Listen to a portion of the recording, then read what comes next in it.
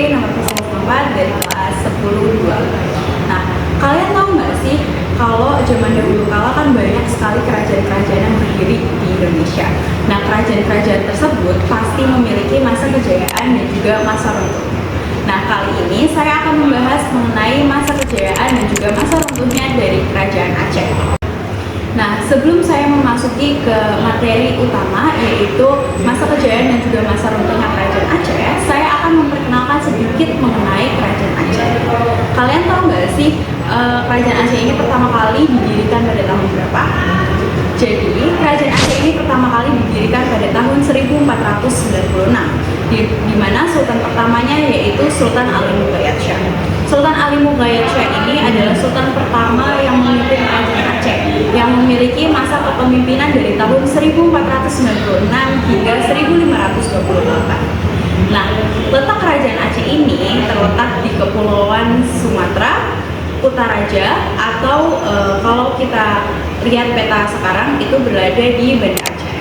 Setelah beberapa tahun kemudian, setelah masa kepemerintahan Sultan Ali Mughayat Shah, Kerajaan Aceh ini dipimpin oleh Sultan Iskandar Muda, yaitu Sultan ke-12 yang memimpin Kerajaan Aceh.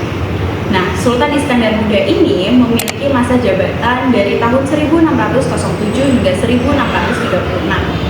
Pada masa Sultan Iskandar Muda ini, Kerajaan Aceh mengalami masa kejayaan. Nah, kenapa sih kok bisa Kerajaan Aceh ini mengalami kejayaan di masanya Sultan Iskandar Muda? Nah, hal itu disebabkan Kerajaan Aceh berhasil di beberapa sektor. Yang pertama, berhasil di sektor ekonominya. Kenapa sih kok bisa berhasil di sektor ekonomi? Jadi, pada saat masa kepemimpinan Sultan Iskandar Muda, Kerajaan Aceh ini menjadi pusat perdagangan rempah-rempah seperti cengkeh, lada, dan lain-lain. Nah, selain menjadi pusat perdagangan, Kerajaan Aceh ini juga memiliki hubungan dagang dengan negara-negara dari luar, seperti dari negara-negara Eropa. Nah, keberhasilan dari sektor ekonomi ini juga tidak luput dari baiknya pengelolaan pelabuhan-pelabuhan besar seperti pelabuhan Banda Aceh yang menjadi pusat transit perdagangan rempah-rempah, seperti rempah-rempah yang tadi saya sudah sebutkan seperti lada, cengkeh, dan lain-lain.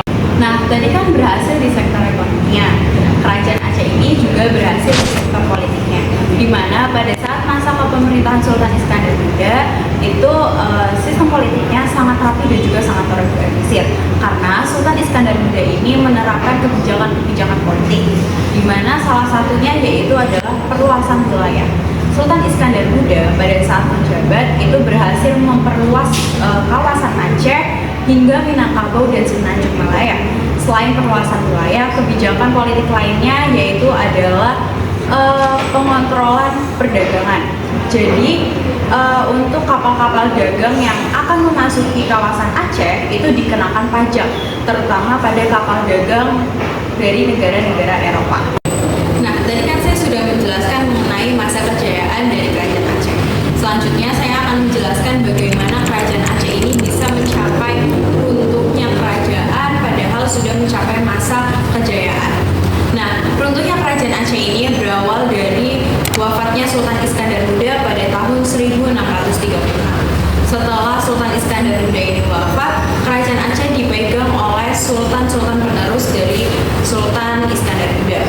Nah, setelah Kerajaan Aceh ini dipegang oleh sultan-sultan berikutnya, Kerajaan Aceh ini mengalami penurunan dan akhirnya pun Kerajaan Aceh ini melemah.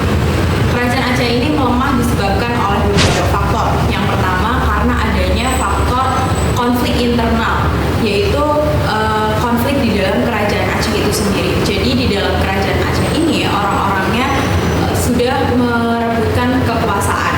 Jadi di dalam Kerajaan Aceh itu sendiri terdapat konflik internal. Lalu yang kedua, tidak ada sultan yang cakap untuk memegang Kerajaan Aceh. Bisa dibilang setelah Sultan Iskandar Muda wafat, tidak ada lagi sultan yang lebih baik daripada Sultan Iskandar Muda yang dapat membawa Kerajaan Aceh ini ke puncak kejayaannya. Lalu faktor yang ketiga adalah adanya perpecahan antara kaum bangsawan dan juga kaum agama. Dan faktor yang keempat adalah sudah banyak negeri yang ditaklukkan oleh Kerajaan Aceh dan akhirnya bersatu dengan Kerajaan Aceh, tetapi memutus memutuskan untuk memisahkan diri dari kerajaan Aceh. Contohnya itu seperti Minangkabau. Tadi kan waktu masa kejayaannya Sultan Iskandar Muda berhasil memperluas kekuasaan Aceh ini hingga Minangkabau. Tetapi setelah Sultan Iskandar Muda wafat, Minangkabau ini memutuskan untuk memisahkan diri dari kerajaan Aceh.